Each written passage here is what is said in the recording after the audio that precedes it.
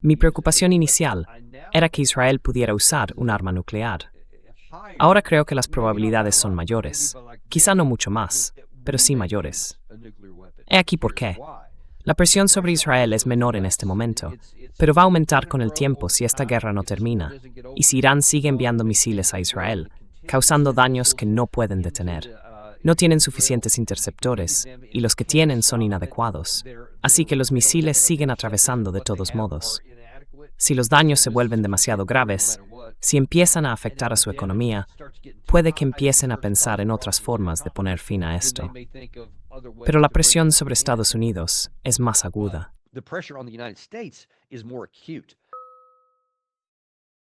Bienvenidos a todos. Muchas gracias por acompañarnos. Soy vuestra anfitriona Lena Petrova, con un nuevo episodio de Asuntos Mundiales en Contexto. Hoy me complace mucho dar la bienvenida al teniente Daniel Davis. Es un oficial retirado del Ejército de los Estados Unidos y analista de defensa, conocido por sus conocimientos de primera mano tras 4 misiones en Irak y Afganistán. Ganó notoriedad nacional por cuestionar públicamente las narrativas oficiales sobre el progreso en esas guerras, aportando un nivel de honestidad y transparencia a los debates sobre política militar y exterior. Hoy se une a nosotros para compartir su perspectiva sobre la estrategia de Estados Unidos hacia Irán y la guerra regional que se está desarrollando en todo Oriente Medio. Teniente Coronel, bienvenido al programa y muchas gracias por acompañarnos. Gracias por invitarme. Lo agradezco mucho. Me gustaría empezar conociendo tu opinión sobre cuál es nuestra situación actual en lo que respecta a lo que realmente está ocurriendo sobre el terreno en Irán. Pete Hegseth y el presidente Trump afirmaron que Irán representaba una amenaza inminente para Estados Unidos. Y por tanto, Trump y Netanyahu lanzaron esta guerra de agresión. La Casa Blanca dice que estamos ganando. Lo vemos en sus publicaciones en X y en declaraciones oficiales todos los días. Sin embargo, cualquier observador objetivo puede ver claramente referencias israelí de thieves o dengamer, quien está marcado de guerra en la región.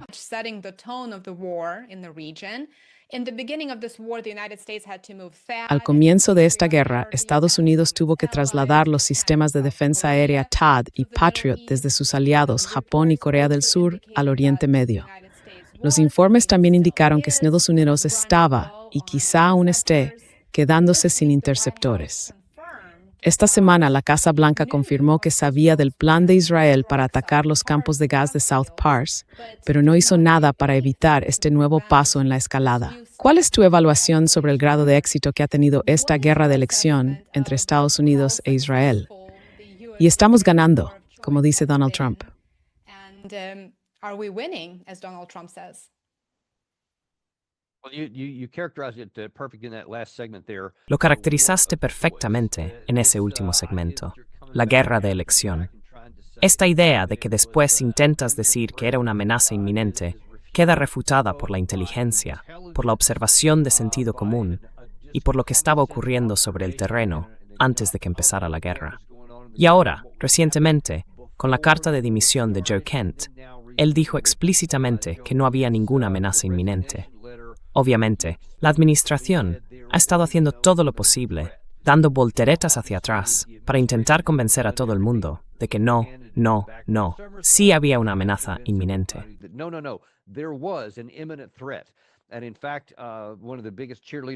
Y de hecho, uno de los mayores defensores de la administración, Lindsey Graham, ha estado saturando los medios y sus cuentas en redes sociales, haciendo todo lo posible por decir que eso es absurdo. Durante las negociaciones, y Steve Witkoff, por supuesto, es el principal difusor de esta versión, admitieron y se jactaron de ello, según Witkoff, diciendo que tenían suficiente material fisible, unos 430 kilogramos, para fabricar 10 u 11 bombas nucleares, y que estaban, dijo, a una semana de conseguirlo. Lindsey Graham ha dicho que estaban a 2 semanas de tener una bomba nuclear, que era una amenaza inminente y que, por Dios, teníamos que actuar. No hay absolutamente ninguna verdad en ello.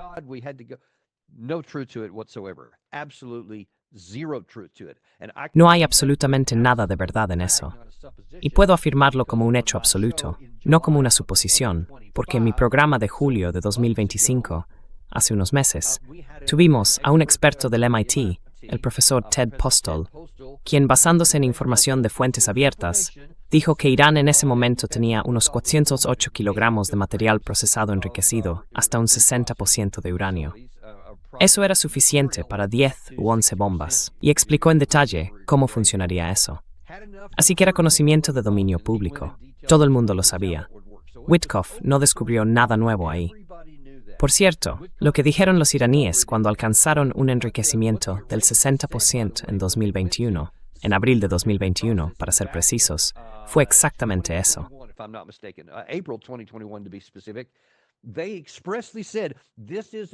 Dijeron expresamente que esto fue resultado de tu ataque a nuestras instalaciones de reprocesamiento y de tu falta de voluntad para volver al JCPOA, el acuerdo nuclear que Obama había firmado y del que Trump se retiró en 2018. Siempre dijeron que los aumentos que realizaron se produjeron después de que nos retiráramos unilateralmente del acuerdo en 2018. Siempre quisieron volver a él, y era un acuerdo muy exigente y restrictivo desde el lado iraní. Contaba con inspectores internacionales, límites estrictos sobre la cantidad de material reprocesado que podían tener y hasta qué punto podían enriquecerlo. Y en general, cumplieron con ello. Cada vez que se salían de esos límites, los inspectores de la OIEA lo observaban, lo informaban, y ellos volvían a cumplir. Así que estaba funcionando. Era un buen acuerdo que les impedía tener una bomba nuclear.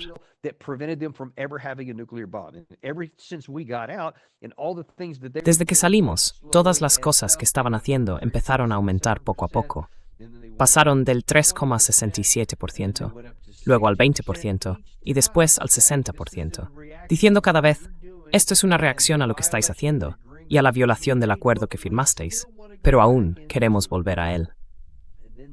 Y luego, en esta última etapa, cuando Trump volvió a la presidencia el año pasado, retomó de nuevo el discurso sobre ningún arma nuclear. Irán dijo, no tenemos armas nucleares. En marzo del año pasado, la directora de Inteligencia Nacional, Tulsi Gabbard, reiteró lo mismo que la evaluación de inteligencia llevaba diciendo durante décadas. No tienen un programa de armas nucleares.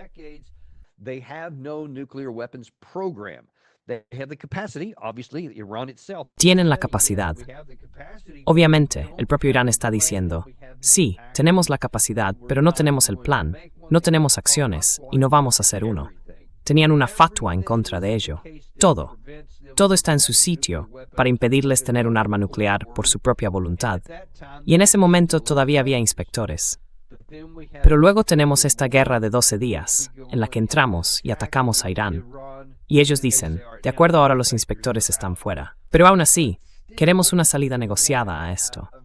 Así que, aunque estaban en la quinta ronda de negociaciones, y tenían un plan para una sexta cuando los atacamos, de algún modo después de eso todavía dijeron, sigamos con las negociaciones.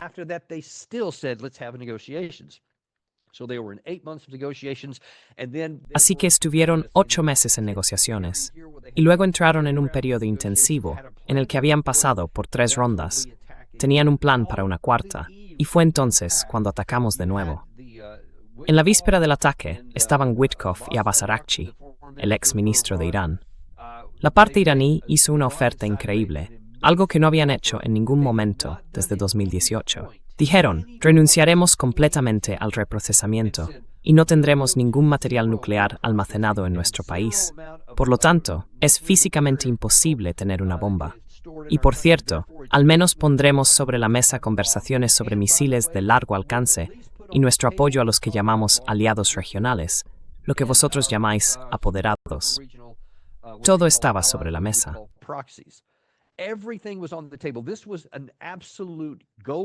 Esta fue una conversación absolutamente de oro, una victoria diplomática para el presidente Trump. Podría haber afirmado haber conseguido algo mejor que el acuerdo de Obama de 2015, porque entonces no existía una prohibición total del reprocesamiento. Así que esto era mejor que aquello. Trump podría haber tenido un gran éxito diplomático, un gran éxito interno en casa, para presumir de que había evitado la guerra y había impedido que ellos consiguieran la bomba. Increíble. No pensé que lo harían. No pensé que la parte iraní lo ofrecería. Pero ahí estaba, en bandeja de oro. Y él dijo que no.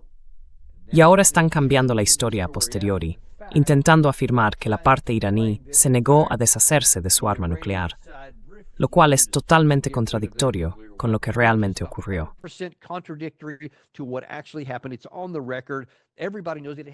Está registrado. Todo el mundo sabe que ocurrió. Estaba registrado antes de que empezara la guerra. Así que sabemos que lo que están diciendo ahora es completamente falso, una mentira. No es una exageración, no es, ya sabes, un pequeño ajuste aquí y allá. Es una mentira intencionada y coreografiada. Y ahora los partidarios del gobierno están saliendo a contárselo a todo el mundo. Tenemos que llamarlo por lo que es. Es desagradable decirlo, es incómodo escucharlo, pero es la verdad. Esta fue una guerra elegida que nunca debería haberse librado, que no era necesaria para la seguridad nacional de nadie, y aún así la elegimos igualmente.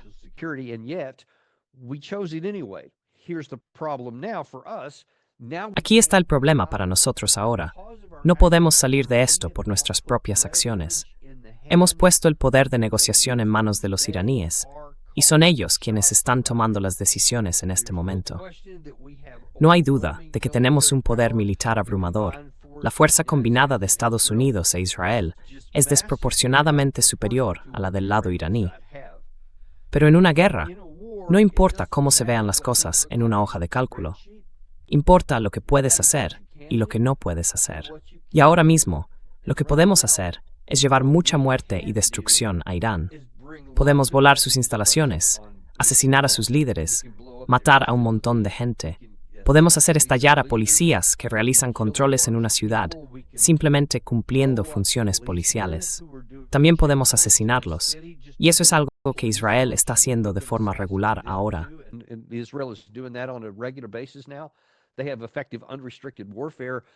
Han emprendido una guerra prácticamente sin restricciones contra el liderazgo y un proceso de asesinatos que nunca había visto en la historia de la guerra. Nunca había visto a un país adoptar, como táctica, el asesinato abierto de todos los líderes que pueda atrapar. Es una locura, pero eso es lo que están haciendo. No va a funcionar. El lado iraní demostró durante la guerra Irán-Irak, una guerra de 8 años en los años 80, que pueden soportar una cantidad increíble de sacrificios. Perdieron a cientos de miles de personas en aquel entonces, pero su voluntad nunca se quebró. Tenían muchos líderes. Según algunos informes, cientos fueron asesinados durante ese periodo. Nunca los derrotó. Simplemente los reemplazaban y seguían adelante, que es exactamente lo que están haciendo ahora. Pero el problema es que la ventaja que les hemos entregado es el control del estrecho de Hormuz.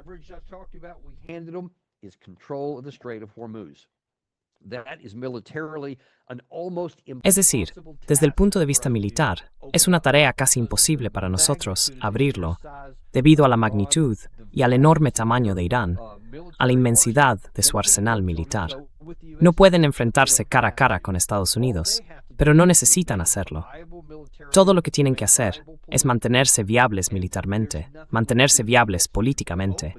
Y no hay nada que podamos hacer para forzar la apertura del estrecho, porque tienen misiles submarinos, básicamente torpedos modernos. Tienen minas submarinas, por supuesto. Tienen pequeños submarinos, que también pueden disparar torpedos convencionales. Tienen artillería de cohetes. Tienen drones, por supuesto, de varios tipos.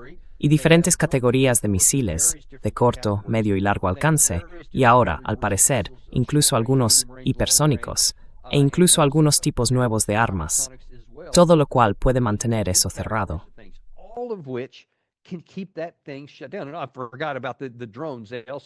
Me olvidé de los drones. También tienen lanchas rápidas que pueden disparar misiles antibuque, muy difíciles de alcanzar porque son extremadamente maniobrables.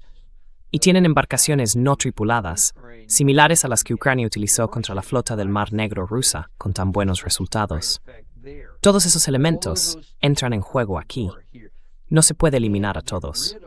No tenemos suficientes misiles en todo nuestro arsenal, incluso si no se reservara nada para ninguna otra parte del mundo y se usaran todos. Aún así no sería suficiente. Así que eso ha puesto a Estados Unidos en una posición increíblemente mala. toda esta riqueza que tenemos, todo este poder militar que poseemos, pero aún así resulta insuficiente para esta tarea.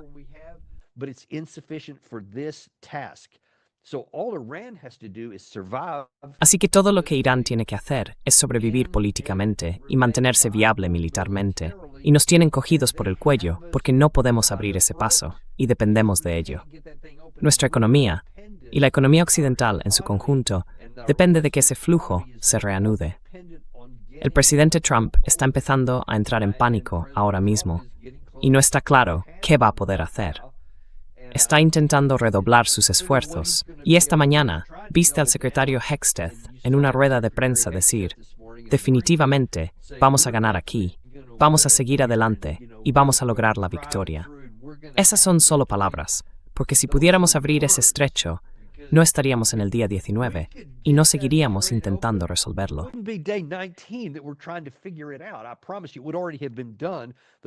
Te lo prometo, ya se habría hecho. Hay una razón por la que no ha sido así. Hay una razón por la que el presidente Trump está suplicando a Europa que venga a ayudarnos, suplicando que todas esas otras armadas se unan, y ninguna de ellas lo acepta, porque ven lo mismo que yo. No van a enviar sus barcos al fondo del Golfo Pérsico por voluntad propia. No es su lucha, no es su guerra, como muchos europeos están diciendo ahora. Así que dicen, buena suerte con eso, lo que significa que estamos aún más aislados, diplomáticamente, políticamente y luego militarmente. No podemos resolver este problema y no estoy seguro de qué vamos a hacer. Temo que por desesperación podamos escalar de formas aún peores.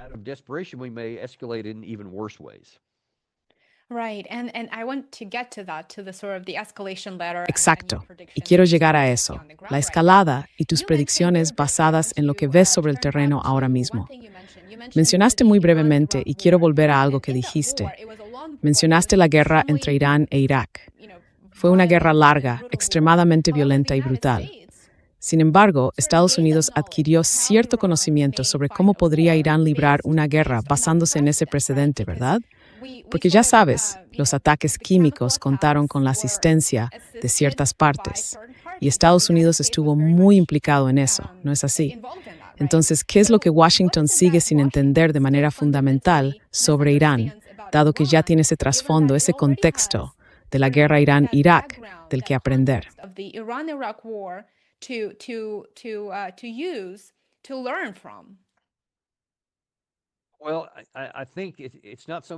Bueno, creo que no se trata tanto de una falta de conocimiento como de una falta de interés.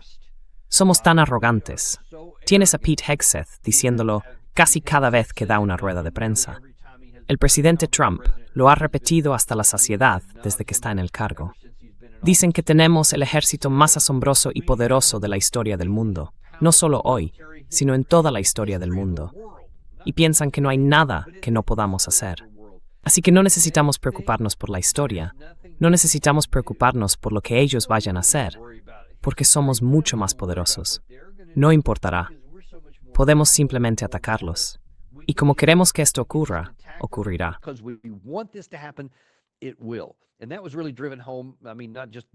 Y eso realmente quedó claro, sobre todo porque nos lanzamos a esta guerra sin un plan y pensamos que bastaría con desplegar mucha potencia de fuego para que se derrumbaran. Y luego, cuando no fue así, ahora estamos intentando desesperadamente averiguar qué hacer a continuación. Hubo una entrevista con el ex general de 4 estrellas Keith Kellogg, que fue asesor de seguridad nacional del vicepresidente durante el primer mandato de Trump y enviado del presidente Trump a la guerra de Ucrania en este mandato. Así que es uno de los miembros de la élite de nuestro país, obviamente la mano derecha del presidente a principios de este año, o en los últimos meses, antes de que finalmente dimitiera de ese cargo.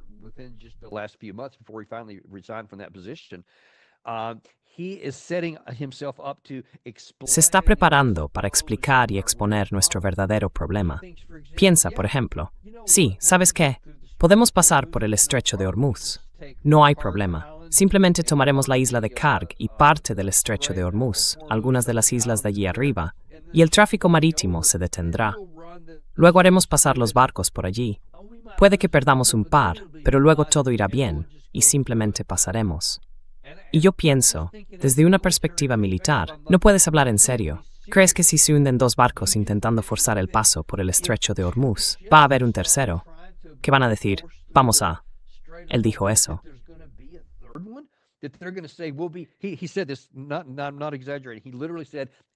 No estoy exagerando. Literalmente dijo, y entonces estarás listo. Los dos primeros no funcionarán, y luego resolverás los problemas, pero después estarás listo. Quiero decir, eso es irracional. ¿Qué barco, qué petrolero civil en el mundo, después de ver que los dos primeros pasan y son alcanzados, o que los buques de guerra estadounidenses son alcanzados, dice, seré el tercero en la lista? Claro, mándame. Nadie va a hacer eso. Pero él cree que sí. Se notaba que hablaba con sinceridad. Pensaba que sí, simplemente podían pasar. Este es el tipo de persona que asesora al presidente Trump. Él mismo, por supuesto, no tiene experiencia militar, así que depende de la gente de la que se rodea.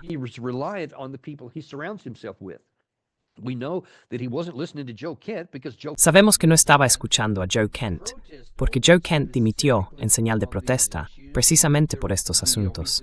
Dijo que no existía una amenaza inminente, y Trump no está escuchando nada más. Está escuchando a personas como el general Kellogg y el general Jack Keane, que también hablaron de lo fácil que sería esto, o a Mike Pompeo.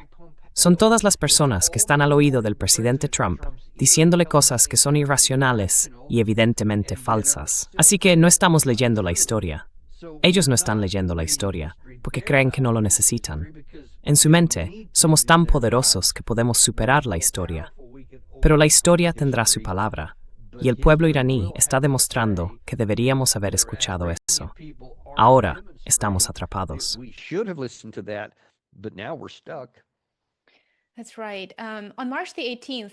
Así es.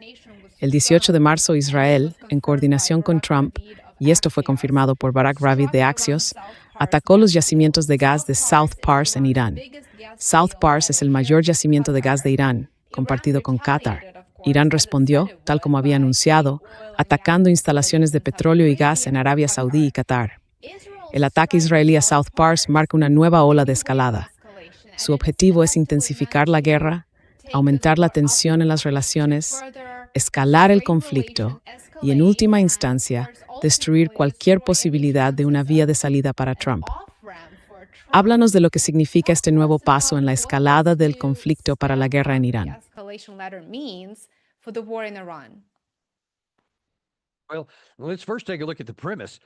Bueno, primero veamos la premisa de que Estados Unidos coordinó con ellos. Axios informa que fue coordinado con Israel. Sin embargo, el presidente Trump, en Truth Social durante la noche, lo negó rotundamente.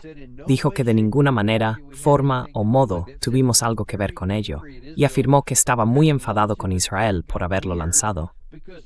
Pero luego la cosa se volvió extraña, porque dijo que si Irán se vengaba, y al parecer, desde entonces lo ha hecho, así que veremos si el resto de su amenaza se cumple. Dijo que, si lo hacían, destruiríamos por completo el campo de North Pars, lo cual es irracional porque pertenece en parte a Qatar, nuestro aliado.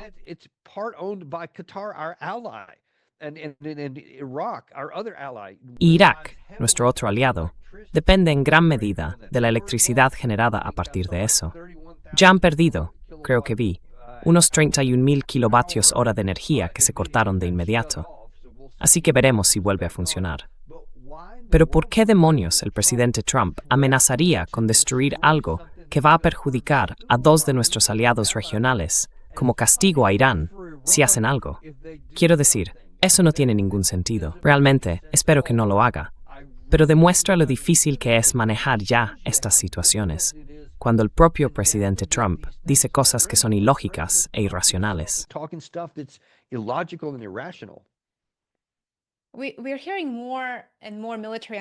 Cada vez más expertos en política militar y exterior mencionan que Israel podría usar armas nucleares contra Irán si las cosas no salen según lo previsto, lo cual claramente no está ocurriendo. Israel, por supuesto, está fuera de las normas legales del control de armas nucleares. No ha firmado el TNP, el Tratado de No Proliferación Nuclear, lo que significa que no se adhiere a los mismos estándares que las 5 potencias nucleares: Rusia, Estados Unidos, Reino Unido, Francia y China. Tampoco sigue las mismas reglas que los 106 estados no nucleares deben cumplir. Lo interesante es que Corea del Norte firmó el TNP, pero se retiró en 2003, mientras que Israel nunca lo ha hecho. Los informes indican que Israel posee cerca de o más de 200 ojivas nucleares.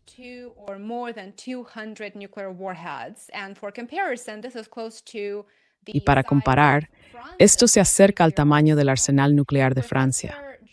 El profesor John Mearsheimer argumentó que tiene sentido lógico que Irán busque armas nucleares como elemento disuasorio. Y claramente, el ataque de Estados Unidos e Israel contra Irán demuestra que a menos que un Estado posea armas nucleares, no hay nada, absolutamente nada, que impida que un actor más fuerte intervenga e intente atacar o forzar un cambio de régimen. Así que, como sabes, advertiste que las acciones de Estados Unidos podrían en realidad empujar a Irán hacia las armas nucleares. ¿Puedes explicar esa dinámica desde el punto de vista de la disuasión militar y desde la perspectiva de la situación actual del mundo con respecto al Tratado de No Proliferación Nuclear y el tipo de circunstancias que impedirían que los estados busquen armas nucleares o una bomba sucia? En los últimos, diría, unos 10 días en mi programa, he tenido al ex embajador Chas Freeman, y ayer también estuvo John Mearsheimer. Ambos dicen que creen que va a suceder, que Irán va a conseguir un arma nuclear. Probablemente, ahora mismo, entre bastidores, estén corriendo hacia la bomba, porque casi resulta ilógico que no lo hagan a estas alturas. El tipo que tenía la fatwa en contra ya lo hemos asesinado. El nuevo, Mojtaba Khamenei, quién sabe. Ni siquiera lo hemos visto en público todavía. Aún no ha hecho ninguna declaración. Ni siquiera lo sabemos. Podría estar gravemente herido, por lo que sabemos. Pero no importa, porque quienes están al mando ahora tienen todas las razones del mundo para apresurarse a conseguir una bomba como uno de sus únicos medios.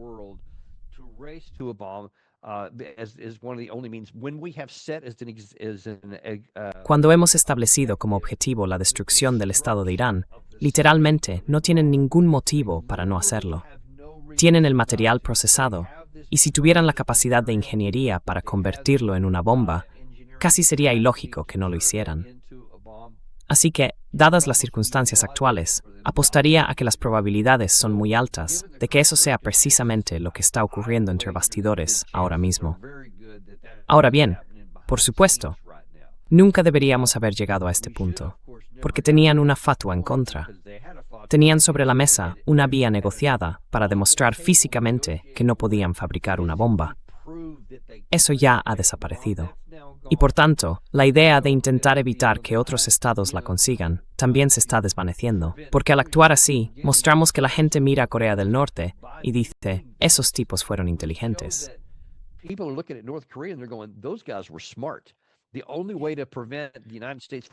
La única manera de evitar que Estados Unidos vaya contra ti es tener un arma nuclear. Mira lo que pasó en Libia. Abandonaron su programa y su líder acabó siendo brutalmente asesinado en la calle porque el poder aéreo estadounidense les quitó gran parte de su capacidad para controlar las protestas. Estamos intentando hacer lo mismo en Irán ahora mismo, y si llegaran a caer, eso solo hará que todos los demás en el mundo piensen. La idea no es unirse al TNP. La idea es correr para conseguir una bomba por tu cuenta.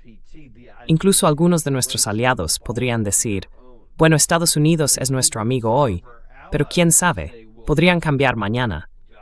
Será mejor que tengamos nuestro propio elemento disuasorio independiente, porque la gente quiere estar segura.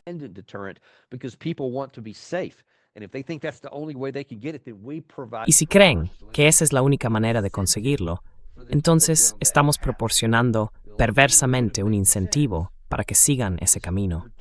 Lo único que habría tenido sentido es que Trump hubiera aprovechado esa oportunidad de oro el 27 de febrero y hubiera dicho, sí, vamos a aceptar ese acuerdo, haremos que los inspectores del OIEA regresen, reprocesaremos ese material hasta hacerlo desaparecer y no tendrán más capacidad. Entonces, otras personas en el mundo tendrían un incentivo para decir, de acuerdo, no necesitamos una bomba nuclear, porque en Irán no tienen una, y vemos que hay un plan en marcha para asegurarse de que siga siendo así, de modo que el club nuclear no crezca más.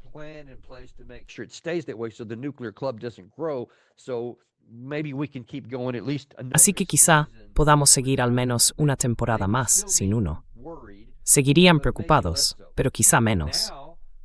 Ahora hemos hecho lo contrario de intentar mantener las armas fuera del alcance de cualquiera para evitar que otros las tengan. Hemos dado a todo el mundo incentivos para fabricarlas. Y ya sabes, no se puede prever a dónde va a llevar esto. Mucha gente va a esperar a ver cómo se desarrolla y qué ocurre. Pero en los próximos años habrá conversaciones difíciles entre bastidores en muchos países distintos y tendrán que tomar muchas decisiones. Y no les estamos ayudando a tomar la correcta.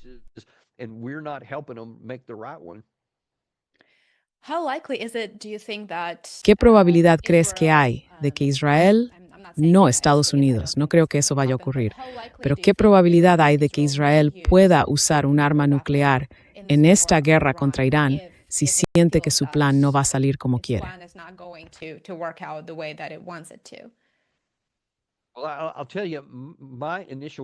Bueno, te diré, mi preocupación inicial era más o menos lo que acabas de decir. Me preocupaba que Israel pudiera usar un arma nuclear. Ahora creo que las probabilidades son mayores, quizá no mucho, pero algo más, de que seamos nosotros quienes usemos un arma nuclear. He aquí por qué. La presión sobre Israel es menor ahora mismo, pero va a aumentar con el tiempo si esta guerra no termina.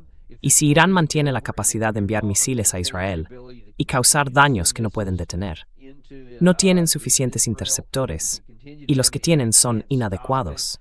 Así que los misiles siguen atravesando pase lo que pase. Y si los daños se vuelven demasiado graves, si empiezan a afectar a su economía, entonces puede que empiecen a pensar en otras formas de poner fin a esto.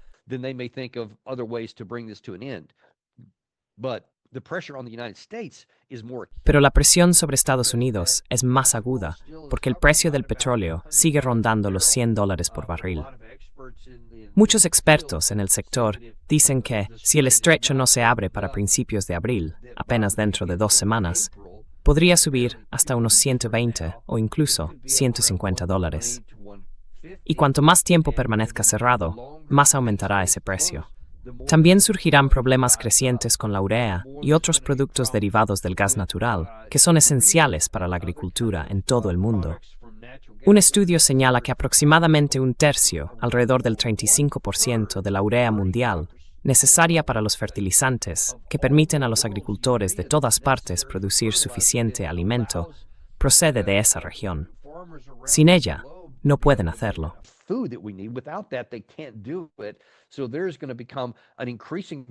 Así que va a haber una presión creciente sobre los países de todo el mundo y sobre Estados Unidos para poner fin a esta guerra. Bueno, si no puede hacerse por la vía militar, si el presidente Trump no puede usar nuestro poder para forzar la situación, y podría enumerar toda una lista de razones por las que no podemos, entonces la presión será, bueno, quizá tengamos el mismo cálculo que hicimos en Japón durante la Segunda Guerra Mundial.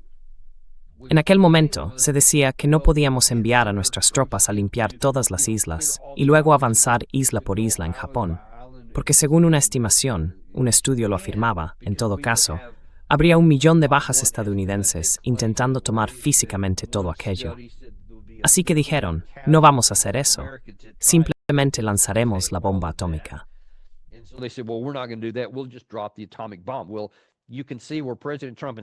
Bueno, se puede ver cómo el presidente Trump, y ciertamente quienes le rodean, podrían decir, señor presidente, la única manera de abrir esto ahora es con una invasión terrestre de, digamos, 500,000 de personas. Pero perderíamos entre 150,000 y 200,000 soldados intentando hacerlo, y aún así podría no tener éxito. Así que puede que él calcule. Entonces supongo que lo único que puedo hacer es lanzar un arma nuclear táctica, porque no puede permitir que la situación continúe indefinidamente. No podemos llegar a meses, olvídese de las semanas.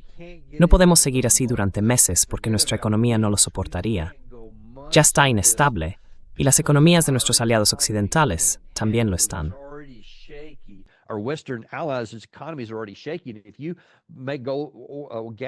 Si haces que el precio del gas, de un barril de petróleo, suba de los $67 que costaba antes de que empezara esta guerra a 120, 130, 40, 150 y así sucesivamente, solo Dios sabe hasta dónde podría llegar. No pueden sostener eso, y eso haría que la economía de todos se viniera abajo. Y el presidente Trump no puede permitirse eso. Israel ha demostrado que es muy hábil para conseguir que el presidente Trump haga lo que ellos quieren. El hecho de que hayan logrado engatusarlo y provocarlo para que iniciara esta guerra demuestra que probablemente también, si llegara el caso, preferirían 10 veces más que Estados Unidos lanzara un arma nuclear para no tener que hacerlo ellos y no enfrentarse a las consecuencias.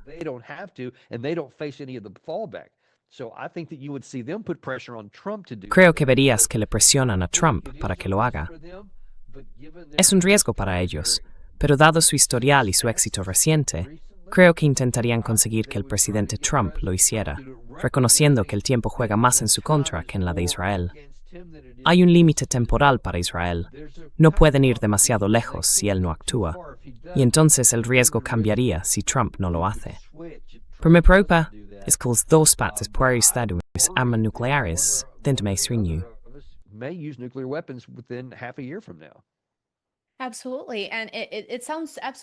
Absolutamente. Y suena surrealista. Creo que hace medio año esto estaba completamente fuera de toda consideración. Ni siquiera podíamos imaginar que fuera una posibilidad. Pero ahora se oye a más y más gente, expertos como usted, decir, no voy a descartarlo, y eso es absolutamente aterrador.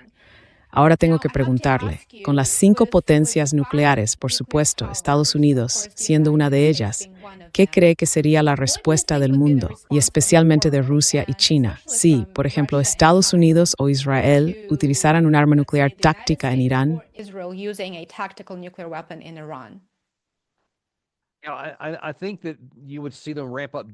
Creo que verías cómo aumentan la presión diplomática y económica contra Estados Unidos, Israel o ambos. Nadie quiere que esto se extienda, así que nadie va a involucrarse directamente. Nadie va a tomar represalias en otro lugar, con la posible excepción de Pakistán, porque han indicado que podrían hacerlo si Israel utiliza un arma nuclear, especialmente contra Irán. Podrían ponerse del lado de sus correligionarios. Quiero decir, por supuesto que hay diferencias entre el Islam chií y el suní, pero en última instancia sigue siendo Islam. Y han sugerido que podrían estar dispuestos a hacer algo así, dado que son un estado con armas nucleares.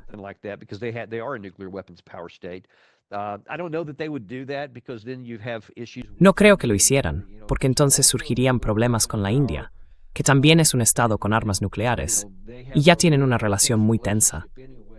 Pero no creo que nadie más lo hiciera, porque todo el mundo reconoce que si empiezas a usar un arma nuclear, te conviertes en un posible objetivo de una en respuesta, y nadie quiere ser el receptor de una explosión nuclear. Así que no creo que nadie lo hiciera, a menos que ellos mismos fueran atacados. Pero creo que hay una presión tremenda, una presión como nunca antes. Las sanciones contra Estados Unidos serían enormes, y creo que el sur global se uniría fácilmente a eso.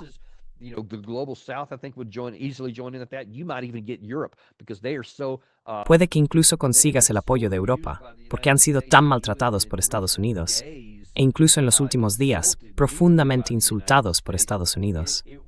Y ahora se han negado a unirse militarmente, de forma convencional. Se puede ver que si algo así ocurre, podrían romper completamente y decir, oye, tenemos nuestro propio paraguas nuclear con el Reino Unido y Francia. Vamos a protegernos nosotros mismos. No vamos a dejarnos arrastrar a ningún tipo de intercambio nuclear. Estáis solos. Así que esto podría aislar por completo a Estados Unidos del resto del mundo. Podría ser así de grave. Eso es una de las cosas que me preocupan si lanzamos.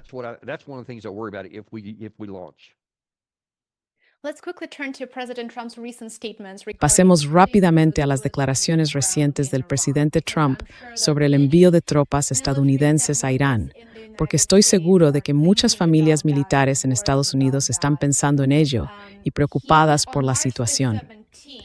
El 17 de marzo le preguntaron a Trump si tenía miedo de enviar tropas estadounidenses después de que funcionarios iraníes dijeran que eso podría llevar a otro Vietnam. Y Trump respondió, cito, no tengo miedo de nada. Incluiré un fragmento aquí para nuestros espectadores. Of anything, and I will include a clip here for our viewers. El régimen iraní dijo a Sky News, si pones tropas sobre el terreno en Irán, será otro Vietnam. ¿Tienes miedo de eso? No, no tengo miedo. De verdad no tengo miedo a nada. Is Donald Trump ¿Está Donald Trump sobreestimando el potencial militar de Estados Unidos o está subestimando las capacidades de defensa de Irán en este caso? Porque en Sorskevich explicar sobre los Estado Pérsico. American soldiers to the Persian Gulf? C, both A and B. He is underestimating Verás, the ambas Iranian cosas, capacity, A y B. overestimating Está subestimando al lado iraní y sobreestimando al nuestro. Sí, debería tener mucho miedo de eso. Ahora bien, quizás solo lo diga para parecer duro, y tal vez entre bastidores piense, oh, sí, nunca haría eso. No lo sé, eso espero. Pero el hecho de que lo diga, y dado que ha sido tan irracional en tantas otras cosas, no se puede descartar que realmente lo crea o lo diga en serio. Pero de nuevo, creo que el riesgo mayor es que utilice armas nucleares antes de enviar tropas, no solo porque sería ineficaz, sino porque necesitaría al menos 6 meses de preparación para reunir tantas tropas. Y por cierto, ni siquiera tenemos tantas tropas en todo nuestro inventario.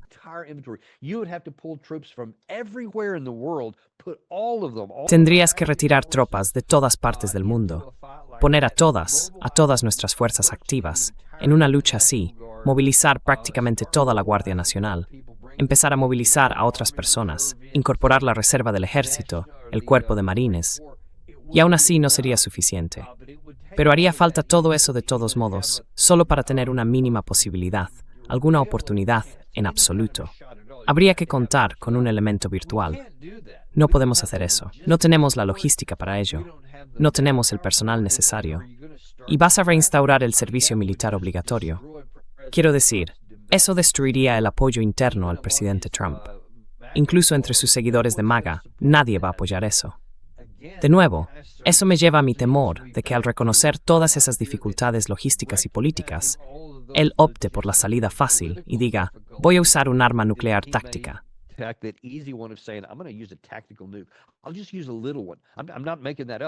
Solo usaré una pequeña. No me lo estoy inventando. No es algo gracioso. Puede que piense, bueno, un arma nuclear táctica. Eso no es un arma termonuclear, destructiva, estratégica, una bomba de 50 megatones. Solo estamos hablando de una táctica pequeña, ya sabes. Puede que crea que esa diferencia importa, porque algunas personas piensan que sí. No es así. Para cualquier otra persona en el mundo, es un arma nuclear. No importa si son 5 kilotones, algo como la que cayó sobre Hiroshima, que es diminuta según los estándares actuales, o una de esas enormes que tenemos y que pueden arrasar una ciudad entera. A nadie le va a importar. Para el resto del mundo, tendrá el mismo impacto en todos los que estén fuera. Pero en su mente podría haber una diferencia.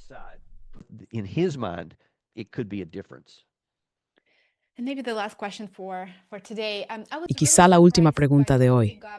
Me sorprendió mucho el silencio de Tulsi Gabbard sobre esta guerra de elección. A lo largo de su carrera, se ha opuesto a las guerras ilegales, ha sido muy clara al respecto, y ya había advertido antes que Irán no representa una amenaza para la seguridad nacional. Pero esta vez ha permanecido en silencio. Y finalmente, el mismo día en que Joe Kent, exdirector de contraterrorismo, dimitió, publicó en X una cita. Como nuestro comandante en jefe, Trump es responsable de determinar qué constituye o no una amenaza inminente y de decidir si debe o no tomar las medidas que considere necesarias para proteger la seguridad de nuestras tropas, del pueblo estadounidense y de nuestro país. Escucha, Joe. The American people and our country. I would like to know, what is your take on Tulsi Gabbard's flip-flopping with regard to the Iran war and her stance on the whether this war is just? Listen, I'm with a lot of people that run in my circles that Estoy con mucha gente de mi entorno que se ha sentido muy decepcionada y entristecida, si puedo decirlo así. Por eso, conozco a Tulsi desde hace años y hemos tenido muchas conversaciones. Como quizás sepas, estuve a solo unas horas de empezar a trabajar como su número 3, el subdirector de Inteligencia Nacional, antes de que el lobby israelí, y aparentemente, según Ted Cruz, que se atribuyó el mérito de hundir mi nominación para ese puesto, lo hiciera fracasar. El fiasco de Maris Bethaf lo sabían. Pero este más bien hablamos mucho del tema.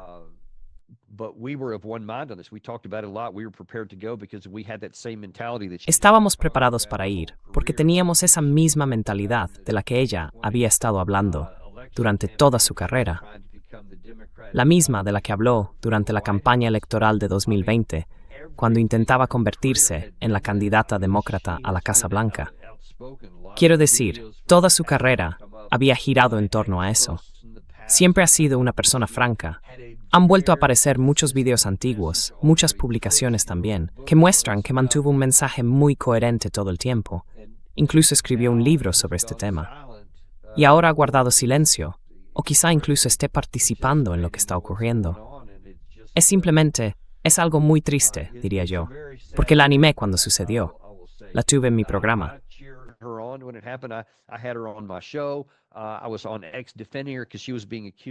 Estuve en X defendiéndola porque la estaban acusando de no estar cualificada, o mucha gente intentaba sabotearla y manchar su nombre durante el proceso de nominación. La defendía porque dije, no, esta es exactamente el tipo de persona que necesitamos en este puesto. Tiene experiencia operativa, es inteligente y cuenta con un excelente historial de velar por las necesidades e intereses del pueblo estadounidense. Eso es lo que necesitamos asesorando al presidente, etc. Y ahora tenemos lo que tenemos, y no estoy al tanto de lo que ha pasado desde que ella entró. Dejamos de tener contacto al poco tiempo de que yo me hundiera, así que realmente no sé qué está ocurriendo ahora. Todo lo que sé es lo que se ve en la televisión, y diré que es muy decepcionante.